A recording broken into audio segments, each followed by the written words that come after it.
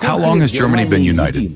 Barely anything in the historical perspective. So why don't they return to their natural roots? Especially considering that some of these states were invented by the Russian Empire, and they gained their statehood only thanks to the Russian czars. So back to the tribes, you barbarians. So new sanctions hit Russia again. And guess what? Moscow is still bragging about its invisible weapons, Putin is still celebrating imaginary victories, and state TV is still crying that the West wants to destroy Russia. Same script, different week. I'm Sofia, and this is Spin Snipers, where we turn Kremlin drama into bite-sized reality checks.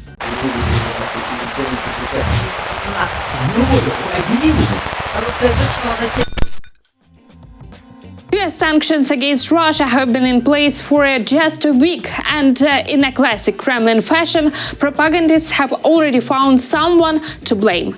Criticizing President Donald Trump directly is still off limits. Putin is still dreaming of another handshake moment. So instead, they go after his team. The new enemy of Russia is US Treasury Secretary Scott Bessent. Moscow noticed he supports sanctions and that he's openly gay. For Kremlin TV, that's enough to turn economic policy into moral panic. Because when propaganda runs out of logic, it switches to homophobia. So, they hate us on a completely different basis. On a deep level.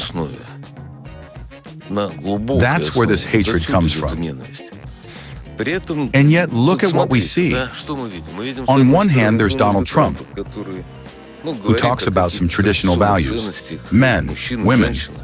Meanwhile, the person handling policies against Russia and suppressing Russia is, to put it politely, someone who could be considered religious in a delusional way, and certainly not a supporter of traditional values. And of course, because of this, he harbors absolute and irreconcilable hatred toward our country.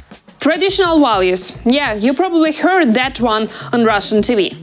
Putin started hyping it up after his so-called second coming, that his third term in 2012, if you're counting. Since then, Russia has been claiming the title of a moral center of the universe. And in 2022, right after kicking off a full-scale war against Ukraine, this traditional Russian spiritual and moral values officially became state ideology. Because obviously, invading your neighbor, killing civilians and children is totally moral. But back to the sanctions, they rattled the Kremlin so much that even Putin himself had to come out with a statement. Of course, this is an attempt to put pressure on Russia. But no self-respecting country and no self-respecting people ever make decisions under pressure.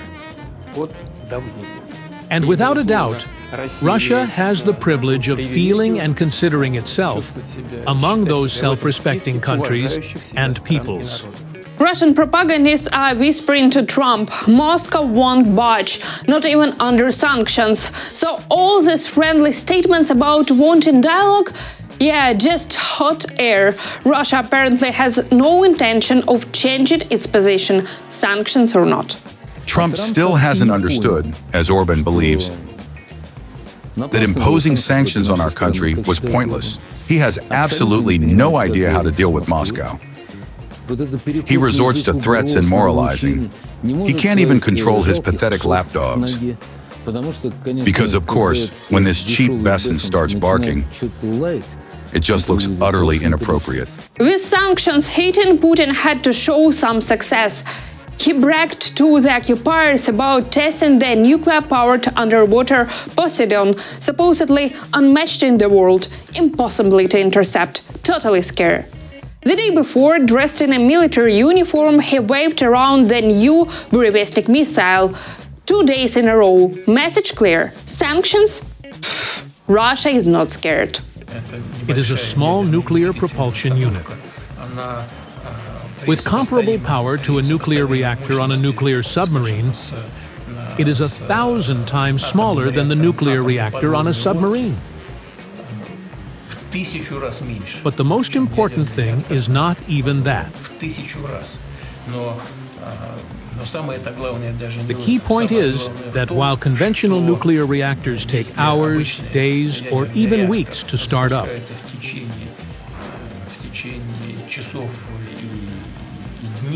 this nuclear reactor can be activated within minutes or even seconds. It's the same old tactic when the economy tanks just flash some nuclear toys on TV. Ukraine's Center for Countering Disinformation confirms it. Putin's talks about Poseidon and Burevestik is pure psychological pressure on the West. These threats are not about strength, they're about fear. The Kremlin is reacting to growing isolation, economic pain, and the creeping realization that its own aggression is coming back to bite. Putin's scare tactics about invincible weapons are an attempt at psychological pressure on the West.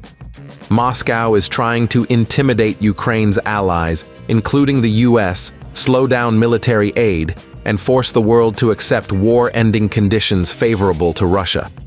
Sanctions have pressed Putin so hard that he's started bringing up all Soviet and Russian missiles, trying to scare the world with nuclear weapons that Russia still won't be able to use. But Putin didn't stop at showing off weapons. He also bragged about victories on the battlefield. Oops, and here we go again, another lie. He claimed Ukrainian forces were blocked and surrendered near Pokrovsk and Kupiansk, and even offered a ceasefire for journalists to visit. Yes, the situation at the front is tough. Fast battles continue as Russian troops try to hold their positions. But what Putin says, pure fiction, just another way to justify an unprovoked war to his own people. Here is what Ukraine's joint forces actually report. Any claims about Ukrainian troops being encircled are fabrications and fantasies that have no basis in factual evidence on the ground. If the Russian dictator Vladimir Putin were not a war criminal, one could express sympathy that in his old age he is once again forced to make a fool of himself and repeat the lies of his own generals. Lies that even his loyal audience and the Russian elite cannot possibly believe. And if Putin's words still sound convincing, here is some proof from the ground. According to Deep State, Ukraine's defense forces destroyed the Russian tricolor that occupiers had planted at the entrance to Pokrovsk. They spotted the flag around 9:40 a.m. on October 29th, and by 10:40 it was gone. That's right, the battles are still fierce, and Russian troops, they don't actually control anything there. Putin even claimed he was ready to a ceasefire in those areas just so the media could visit. He also lied that Russia was worried Ukraine might stage provocations while journalists were there. Funny, right? Except it's not, because it's Russia that kills journalists. On October 23rd, a Russian Lancet drone strike near Kramatorsk killed journalist Olena Hramova from the Freedom TV channel and a cameraman Yevgen Karmazin. And yet, Russia keeps trying to sell the same old story, that Europe is one who wants war and Russia a peaceful DAO just defending itself. Now Kremlin propagandists even claim that the West wants to break up Russia into small states. Sounds familiar. Remember George Bush Sr., the US president who didn't want the Soviet Union to collapse because he feared chaos in a nuclear state? What's changed since then? Nothing. The West does not want Russia to fall apart. It just wants Russia to stop invading others. Sergei Shoigu, Secretary of the Security Council, today again confirmed the information that they in fact have been openly shouting for a while. The so-called West's goal is to divide Russia into many small states, and this is not separatism. When Russians in Donetsk and Luhansk raised their voices to defend their faith and language, the West called it separatism. So the West is calling for the dismemberment of Russia? Which West? Saxony, Prussia, Westphalia, Neapolitans? Who is demanding the division? Lombards. Who are you, proud warriors? Scots, who are you? Actually, none of them are demanding it. The ordinary people aren't. Meanwhile, Russian talking heads on state TV are going even further. Europe in its current form should not exist. Oh, and apparently some European countries were invented by the Russian Empire. You didn't know it? Me neither. Sounds just as crazy as the idea that Ukraine was invented by Lenin. I don't consider Europe as it exists today to be a real entity. These are conditional states, barely a few years old. How old are all these countries? How long has Germany been united? Almost nothing in historical terms. So why don't they return to their natural roots? Especially considering that some of these states were invented by the Russian Empire. They gained their statehood only thanks to the Russian czars. So back to the tribes, you barbarians. So why all the noise? Maybe to justify the 3-day war now dragging into a year 4, or just to scare the West, which is trying to provide security guarantees. Moscow screams, the Western troops in Ukraine done for. They promised to crush them in a day and a half.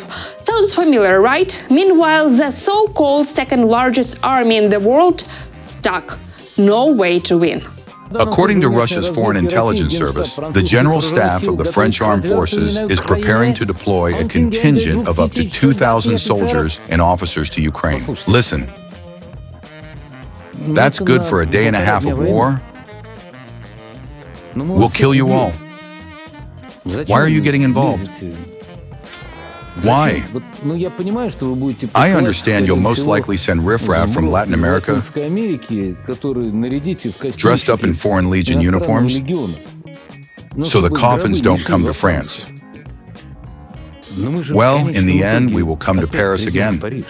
Putin can bark, but facts don't lie. That's it for today. I'm Sofia, and this was Spin Snipers. Stay curious, stay skeptical, and don't fall for the spin.